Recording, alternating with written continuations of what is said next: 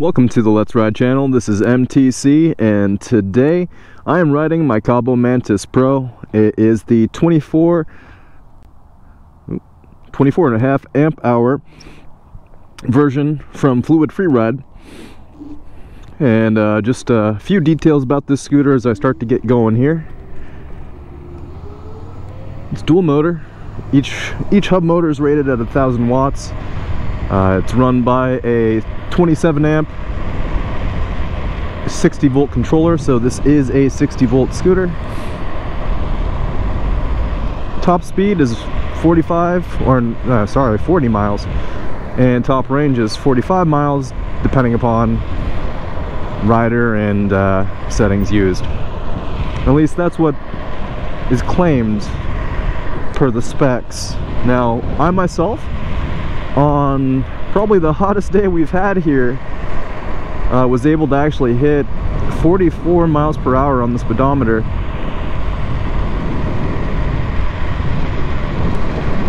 which per GPS was in fact accurate. So that was a pretty surprising twist, but in most cases I've gotten to about 41 to 42 at max. Now on a colder day like this, I expect that kind of speed will be a little more difficult. That aside, those are the paper stats I really wanted to talk about. This is going to be episode 1 of the Mantis series. I haven't come up with a name with it yet. Well, I think I have, but I just forgot it. So either way, so I've got taming the Bronco, so mastering the Mantis.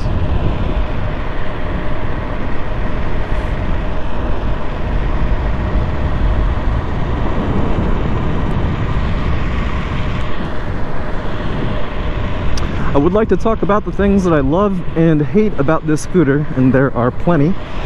I want you to know that I have had this scooter for a year and a half, and have probably put a good 5,000 miles on it, I would say. So definitely a fair amount of riding on it.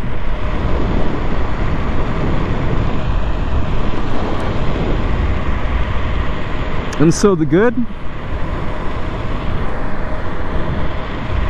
you know, the fact that I can get it up to speeds of 40 miles plus, that's awesome. And the fact that I haven't had any controllers break on me or motors go down on me in the year and a half that I've had this, that's definitely a plus.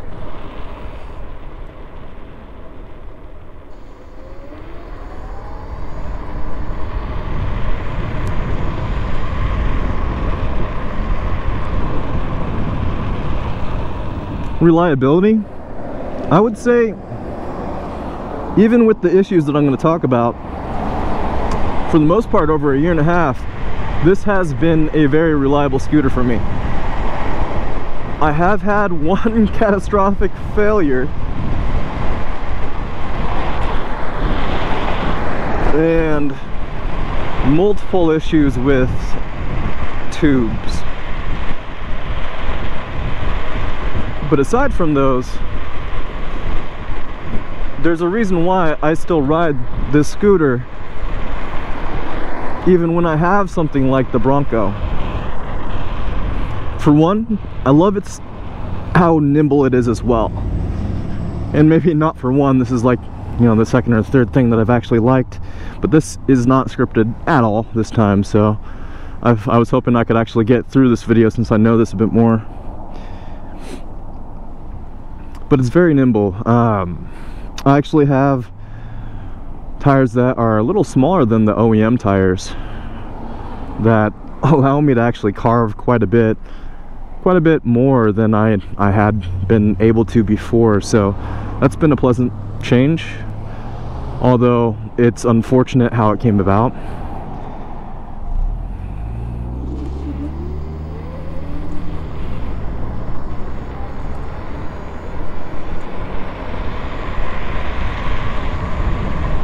I'm gonna get in bike lane now, finally.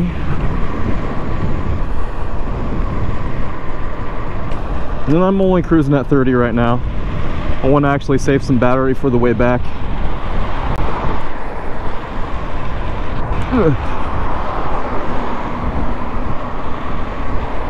Because the way back is where I get to get the most speed.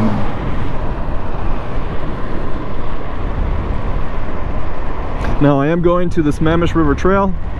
It is my favorite trail, and I'm hoping that because it is pretty cold out today and rather nasty, that there won't be that many people on it. I actually tried to record this yesterday, but I encountered a Karen that kind of set the ride off in a weird tone, so I decided to not post that video and redo. So here I am.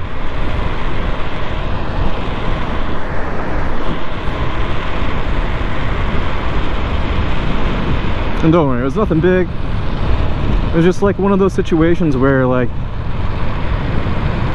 someone does something unnecessary and there's no reason for it.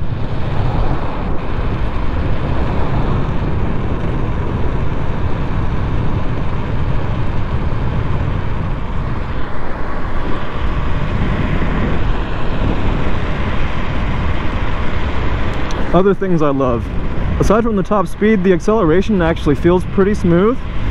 I will say though that, you know, because of the type of controller this is, it is a square wave controller, and so it is a bit more of a push and go. You grab the throttle and you're going whatever speed you're gonna go. But I found, you know, after a while riding this, you can tend to dial in things once you get to speed, which I'll be able to show you here in a bit. But I found it pretty easy to, you know, maintain a specific speed on this. It's the lower speeds that are a little bit more difficult.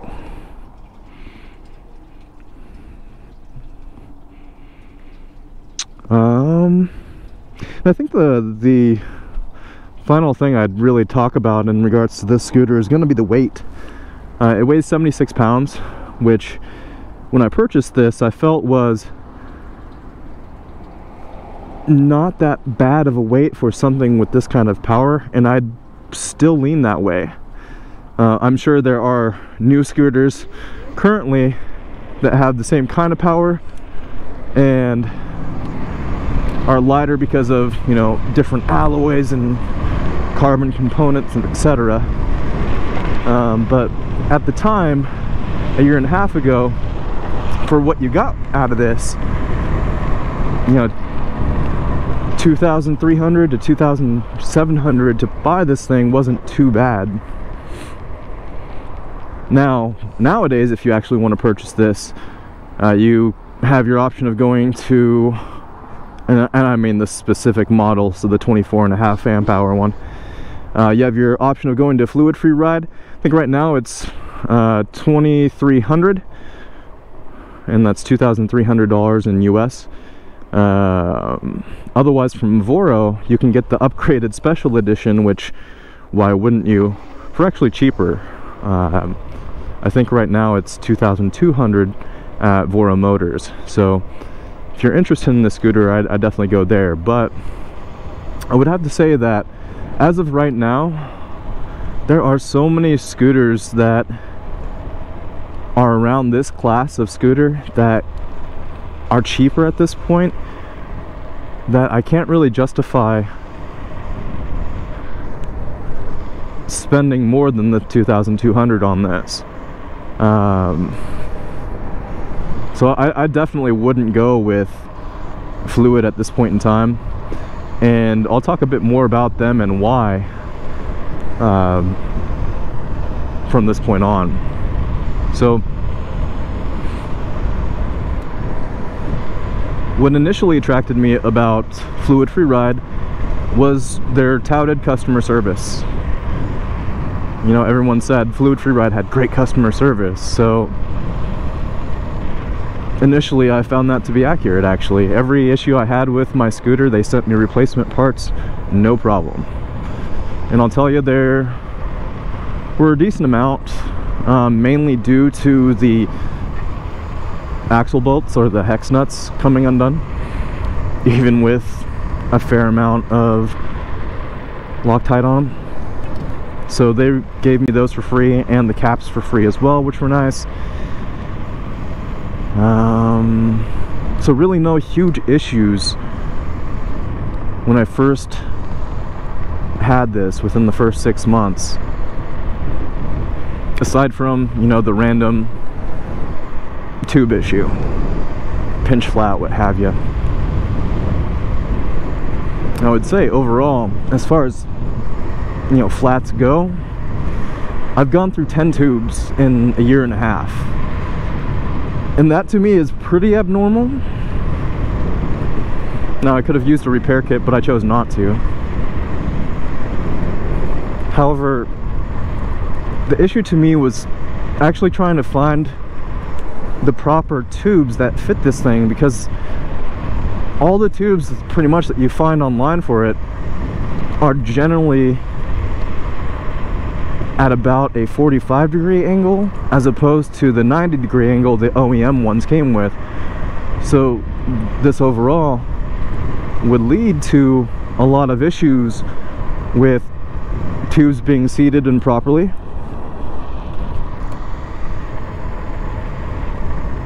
and tubes getting popped. I myself probably had a good 6 pinch flats, and 4 of which were just dumb idiocy, not knowing what the hell was going on and not seating them properly. The other 2 were just unlucky. And then there were 4 that were thorns and stuff that I would expect through normal riding. It's a little chilly out. Ooh.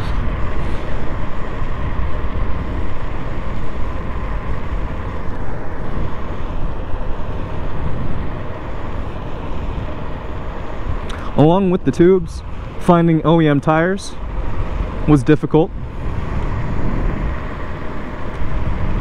I had to purchase a set once mine wore through completely, and FluidFreeRide's website said they were in stock. However, a week after I ordered them, no update from the store, so I had to track them down and ask them what was going on. And sure enough, they weren't in stock. And so I was told a couple weeks. I wait a couple weeks, check back, oh, a couple more weeks. Oh, a month. Well, that turned into a 3-month ordeal where finally they were just like, hey, well, we got the wrong tires, but we do have 10-inch by 3-inch tires. Do you want them instead? And they were like, they cost more too. Like, that would really solve my overall problem. Like, I don't care about the cost, I just want tires that work properly. So they should be able to fit on. I'll have to get a replacement fender set though, because I need to be able to accommodate the bigger tires.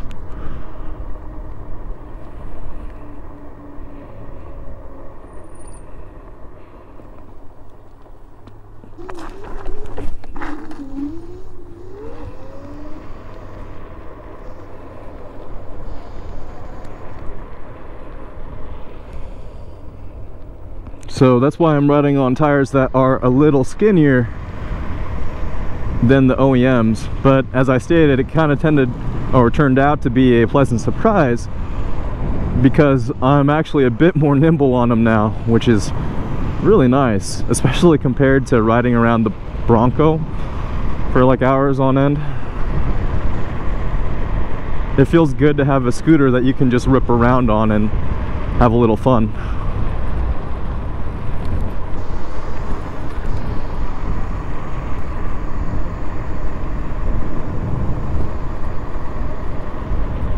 Now, the second to last issue that I've had with this scooter overall just as far as a build quality standpoint, is this EY3 throttle. I'm on my third one. The first one broke due to a bad crash. Well, I guess not necessarily a crash, more of me getting my glove stuck and having to yank the scooter down. On your left.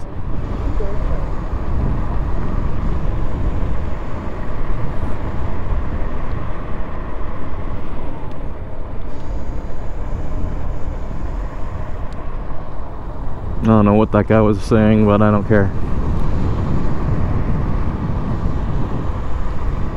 The second one may have cracked just due to me over tightening it, but it cracked right under the display. And with the amount of force that you put on this thing with, you know, pulling it, I wasn't gonna mess around with dealing with that braking on me mid-ride. And so I did end up getting a third one.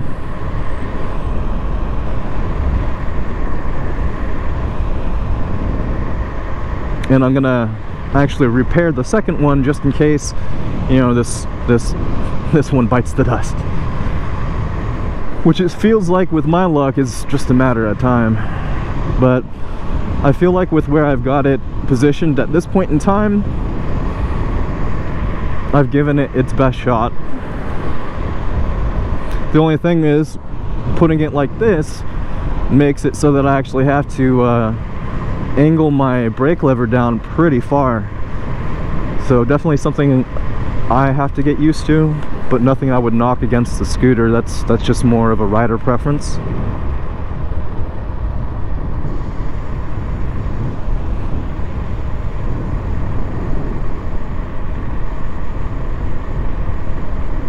On your left.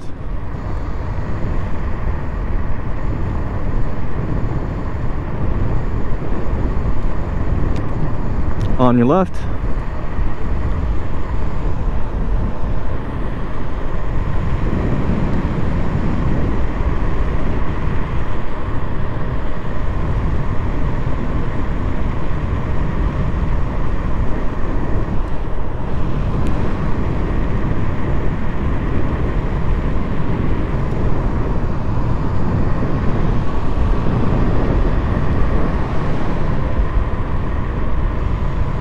And then the final thing, and the most catastrophic, was the rear arm bolt. There's actually two of them, and the smaller bolt sheared, which I wasn't doing anything crazy. I was just going over some pavement that had a slight divot in it, and I felt the back end just drop out. On your left. And so that left me in a position where I could not go anywhere with that until I got a new bolt, which I reached out to FluidFreeRide for. I told them, hey, I'll pay. I understand my warranty's over. Just please, I need this part, and it's not listed on your website. One of the reps tells me that they sent me an invoice. No invoice, no invoice, no invoice.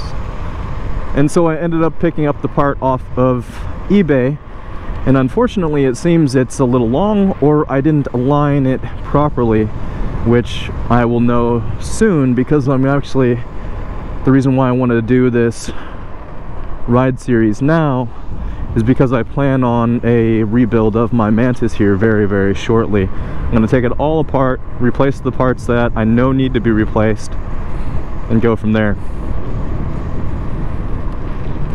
On your left. Now, as far as parts that need to be replaced, aside from what I've already discussed, I need to actually potentially look at my controllers, because currently eco mode doesn't work, and I think it's because there was some water damage. Now, I might swap out the part itself, and as far as the actual switches itself, and see if that fixes it. Maybe update the switches. but I have a feeling it's the actual controller, because I got caught in the rain about a year ago, and while I made it home just fine, ever since, Eco has not worked properly. However, turbo definitely works. I still get the top speed, and I can still switch between dual and single motor, so it could definitely be worse.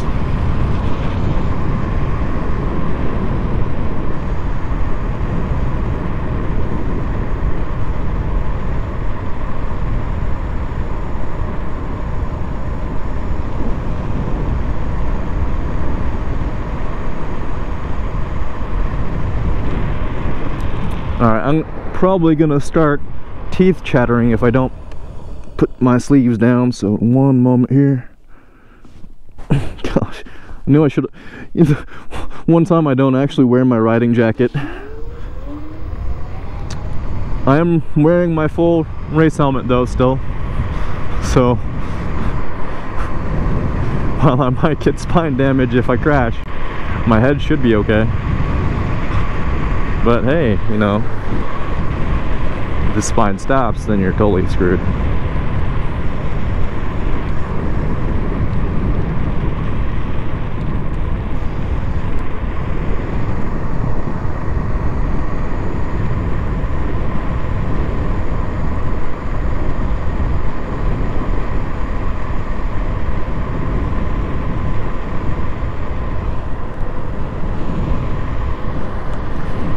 So that's pretty much everything that's happened with my my Kaabo Mantis Pro here.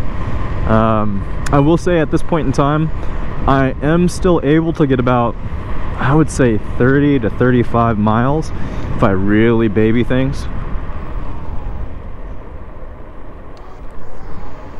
On your left.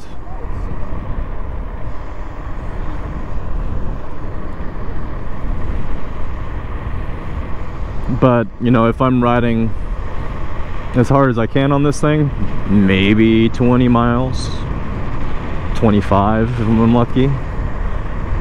But that's usually because I'm fully on the throttle.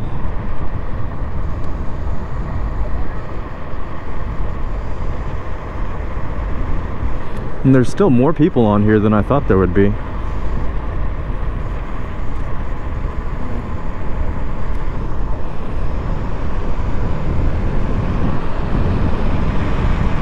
That's alright. Still at about 63.8 volts at this point in the ride.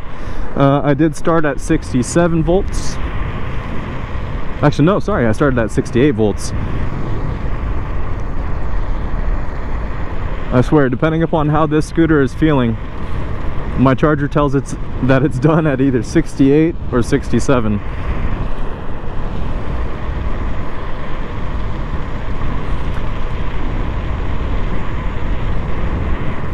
Now, things I want to do with this scooter, since I am tearing it apart, I am looking at potentially replacing some parts, like the front guard with carbon fiber, and that'll be custom carbon fiber that I actually make.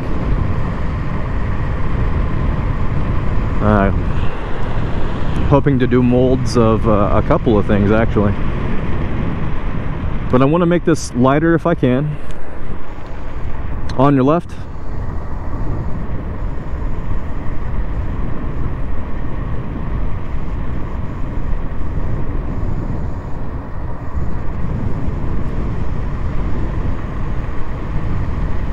And plus, I just like the look of carbon fiber.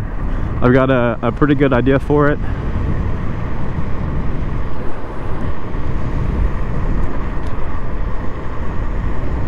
And I think having a custom Kaabo Mantis Pro would be pretty sweet. And hell, I mean, I was thinking about selling this, but in order for me to feel good about selling it, I really do want to fix it up. Now, you might have heard during this video as well that my brake pads are toast. I've got new ones on the way, but they are toast at this point. So if they sound sound terrible, I'm sorry. Alright, so I'm getting off the trail here, as per usual. But because I'm on the Mantis, I get to jump the curb over here instead of going on the sidewalk. Perfect.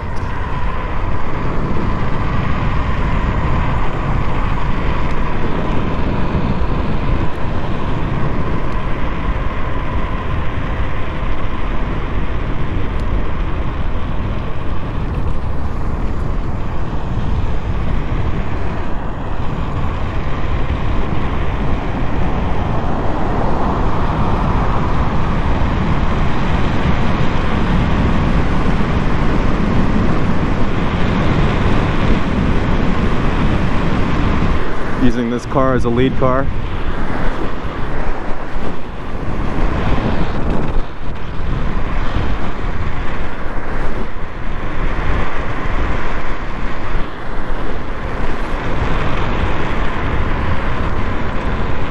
Alright, and the bike path is still out over here, so I'm gonna have to get back on the road shortly. So I'm going to do that now because lots of cars like to turn out from the right over here. And I do not want to become a pancake today.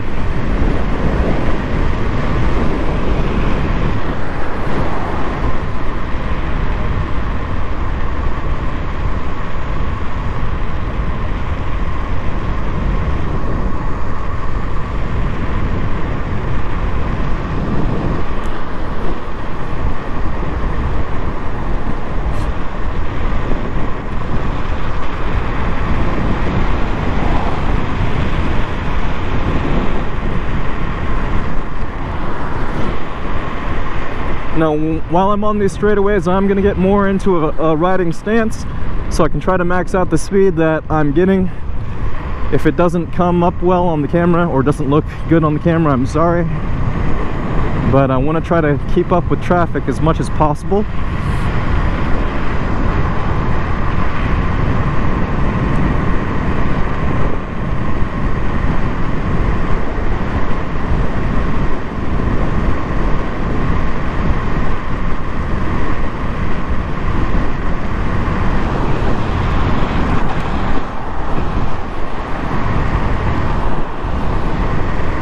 And we're cruising at 39.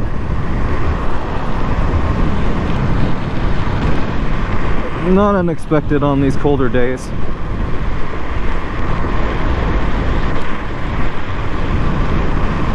And I'm telling you, it is a little nippy. I mean, it went from like in the 80s down to 60s in a blink.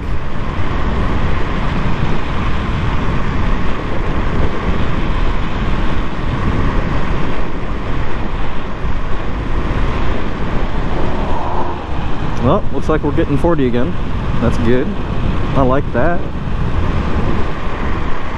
Considering we're more than halfway back through the actual trail, it's not bad. However, I've got two big hills coming up. Gradual hills though, but still they're pretty long, so I expect by the end of this ride, I'll probably be more at a 37 mile per hour max speed on the speedometer at least.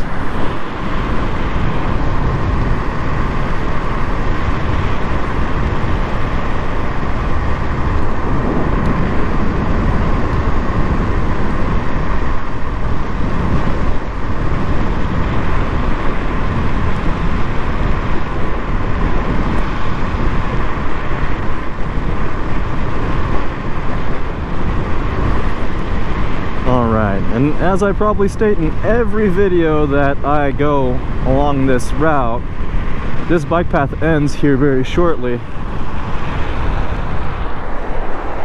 So I need to get into the road.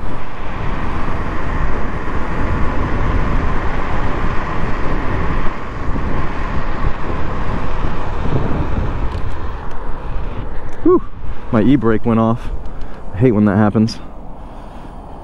So, oh, that's another thing I can talk about. At times I've found that the sensor, the e-brake sensor on this, is a little too rambunctious. I've had to dial it back. I know that has been a documented problem with these, where it'll kick in and then it'll just stay stopped until you like wiggle it or turn off the scooter and turn it back on, because it thinks it needs to be hard braked at that moment. So bear in mind, this scooter itself is so popular that if you have an issue with it, very likely you will be able to find an answer on how to fix it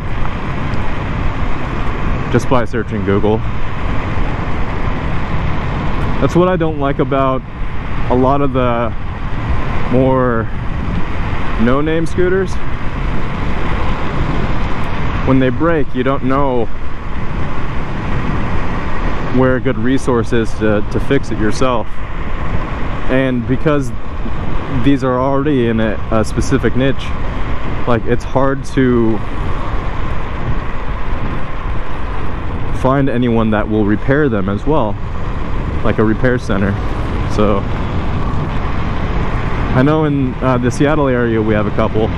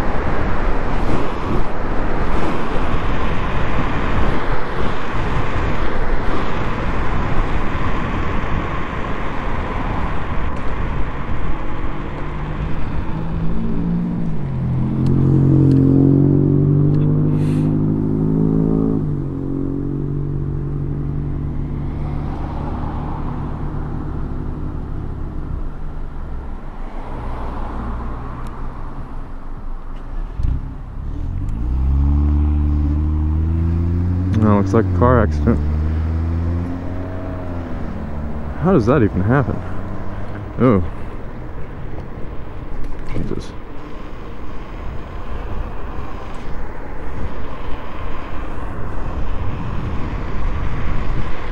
The things you see on a daily basis while riding a scooter.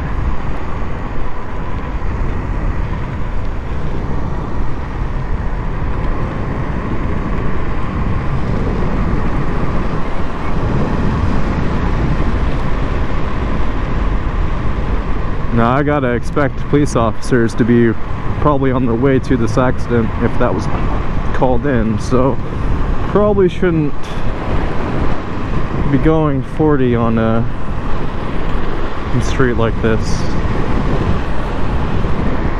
In fact, I think in Washington State, the actual speed limit for scooters while they're in the bike lane is 25. And the overall speed limit for them, I believe, is 25, but you can kind of get away with more as long as you really just respect the rules of the road and don't give people trouble.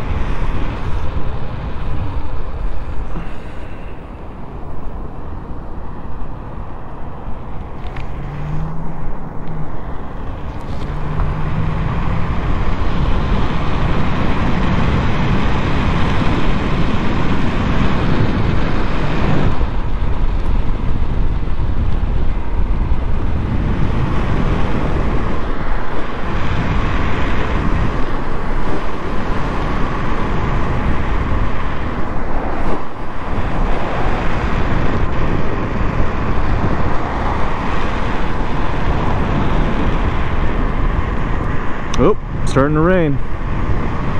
That's why I'm glad I didn't take the Bronco out today. I don't know the IPV rating on it, or IP rating on it, and so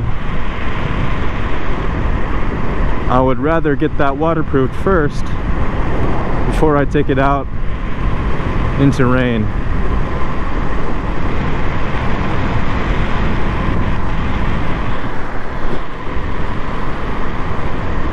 That said, I do need to get off this street in a bit.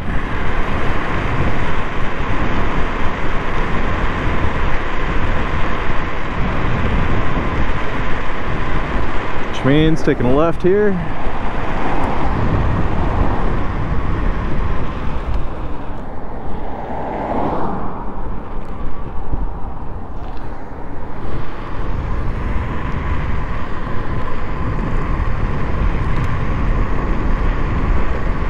Hopefully there's not too much rain on the GoPro.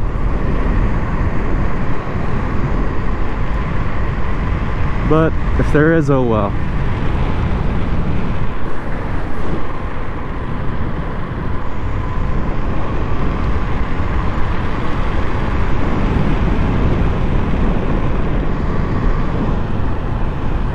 But see here, like, now that I'm up to speed, I can generally keep the speed pretty well. It's just finding that sweet spot to get to that speed first and not having to, you know, go 40 to stay at 35.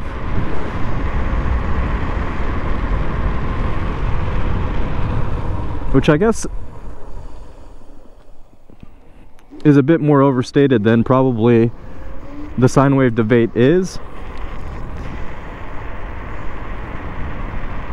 I mean, you can definitely tell the difference, but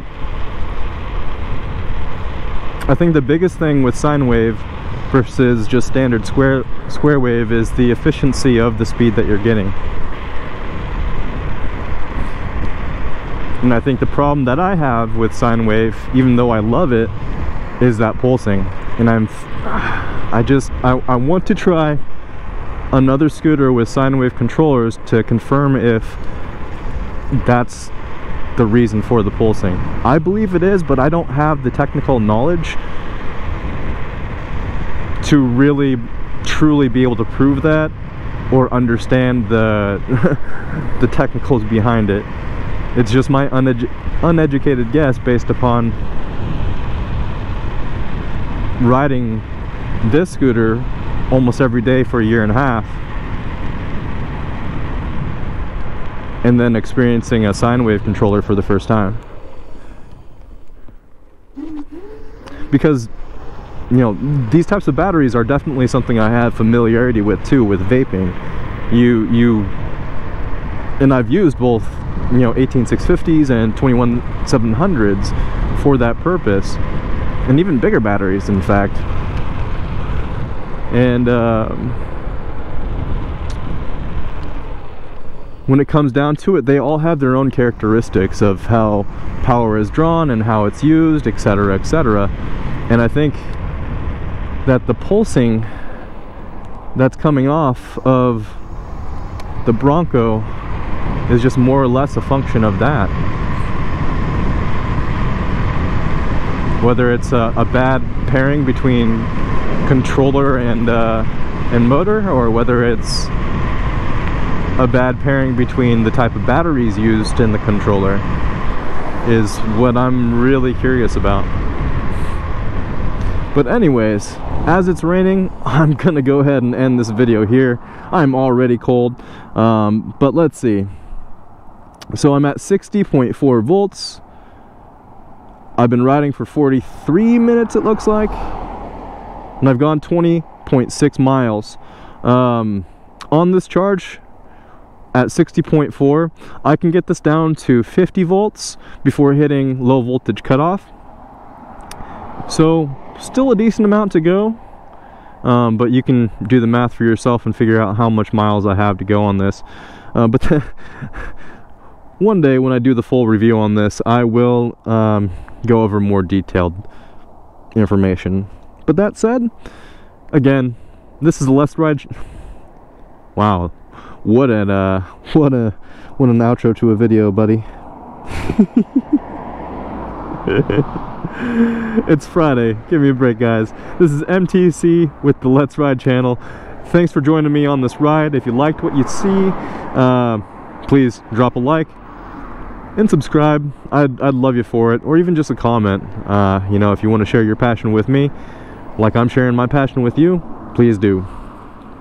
Much love, everyone. Have a great weekend. Stay safe.